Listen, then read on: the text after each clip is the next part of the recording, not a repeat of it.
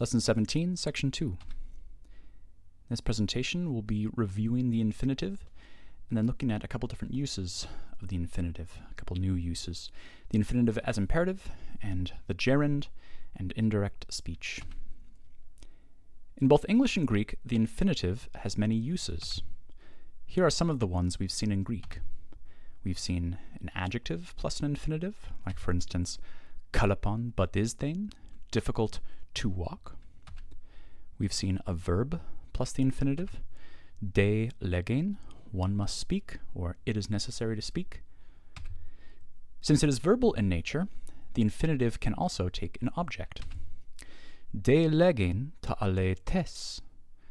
Not only must one speak, but one must speak the truth. One must tell the truth.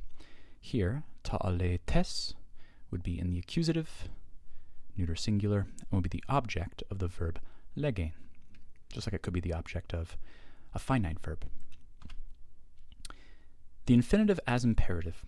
We also sometimes see the infinitive used in place of a second person imperative. Me den agan spelden. Spelda, the verb spelda, means to hurry or rush. Here we have the infinitive, the present infinitive form.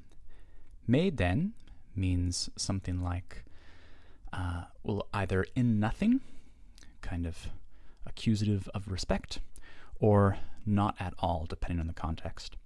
Agan means something like too much or very much, so this would mean something like hurry too much in nothing, or don't hurry too much in anything. Here the infinitive is being used like a second person imperative. This isn't an extremely common use of the infinitive, but occasionally we do see it, so it is important to know that the infinitive can be used in this way.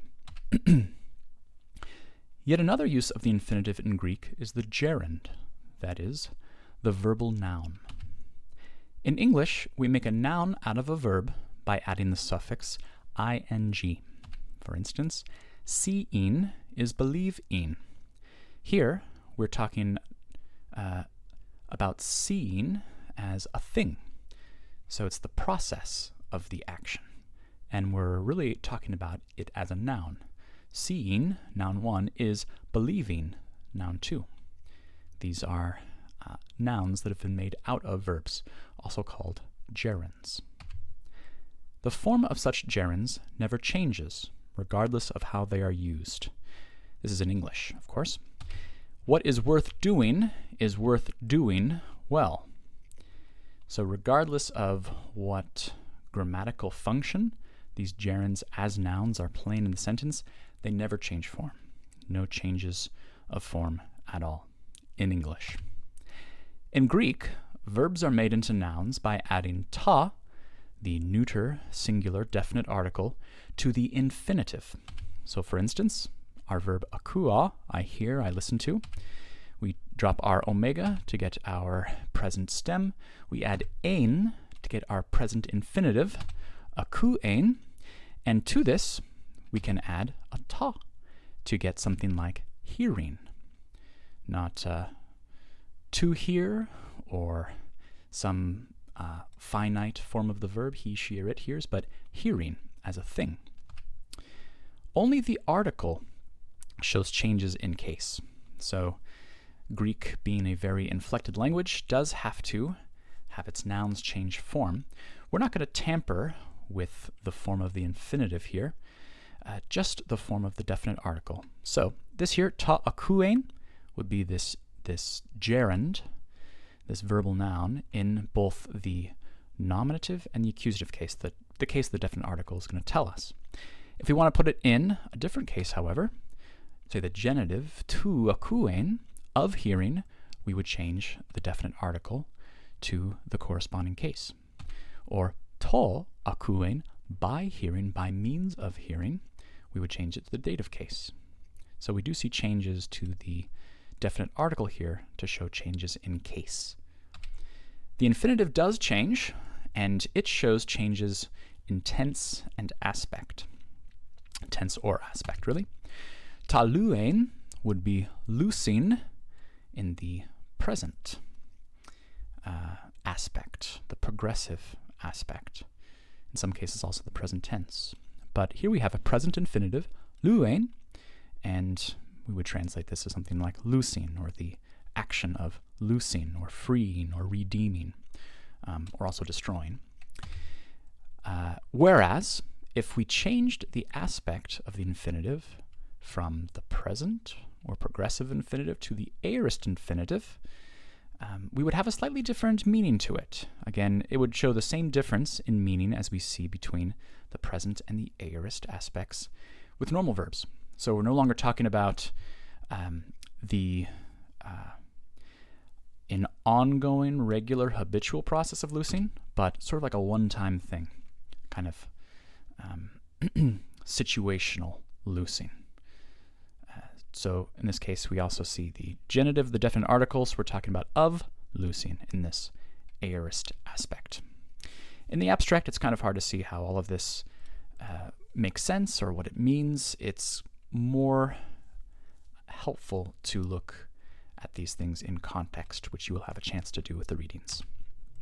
We also see, as we have learned, the perfect infinitive.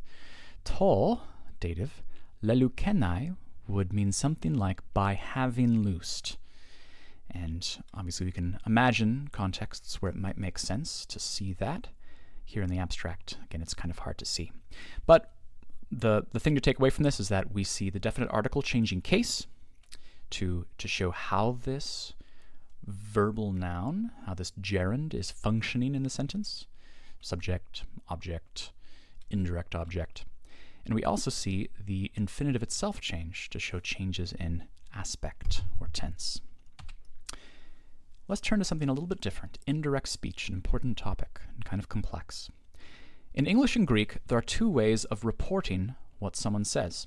We can say directly, he says, comma, quote, I am an Athenian. We can use quotation marks. We can also say indirectly, he says that he is an Athenian. The difference is not only that in one we use quotation marks and the other we don't, but our pronoun has changed from the I am an Athenian when we're directly quoting this person to the he is an Athenian when we are indirectly quoting this person. In Greek, indirect speech is very common, and there are many ways to express it.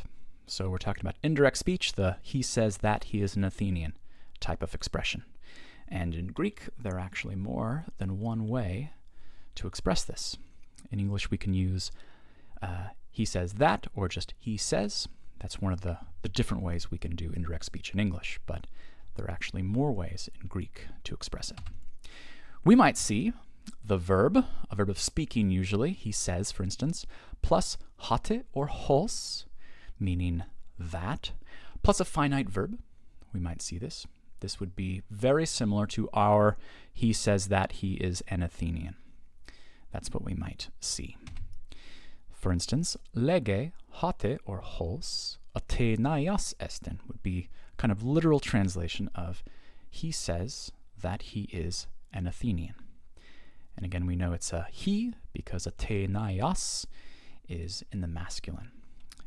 We might see lege hos Athenaia esten would be for she says she is an Athenian. We also might see, though, something unique to Greek, a verb of speaking like lega plus just an infinitive. For instance, lege Athenaias einai would mean the same thing. He says he is an Athenian. Literally something like he says to be an Athenian. And we can infer that he's saying he himself is an Athenian.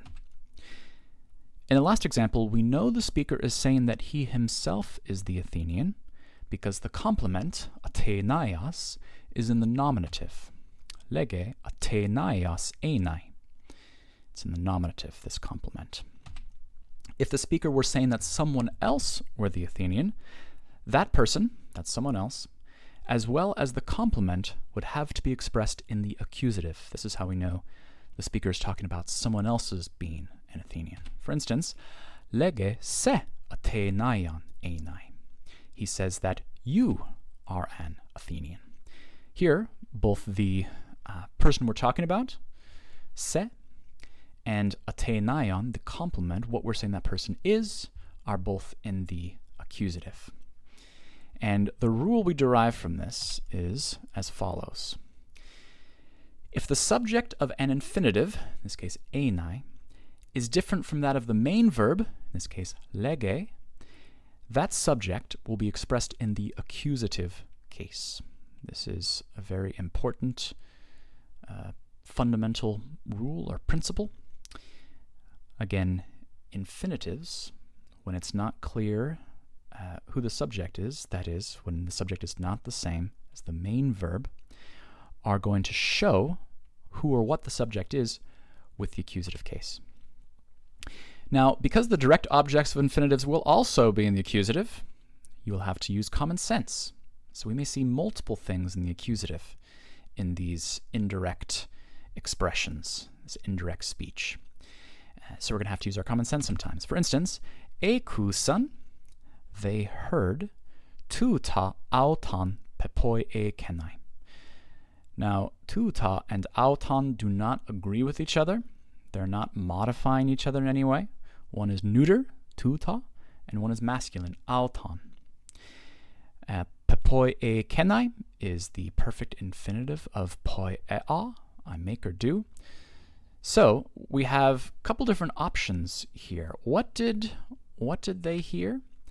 They heard that this, tuta, accusative, had done him, auton. That doesn't make any sense. Very few contexts I can imagine in which that would make sense to say. But if we change this around to they heard that he had done this, that would make more sense. This is an actual line of Greek from one of the Gospels, so this is something we actually see. So we have two accusatives. How do we know which one is the subject of the infinitive, pepoi kenai, and which is the object of that infinitive? Well, in this case, we have to use common sense. Word order is not going to help us. For further reading on the gerund and the infinitive construction, which is this indirect speech sort of construction, please see page 124 and pages 155 to 156. The infinitive construction is something that I would really recommend reviewing. We are going to see it used more and more, but it's a little tricky at first, so it's helpful to reinforce some of these principles by reading up on it. Thank you very much.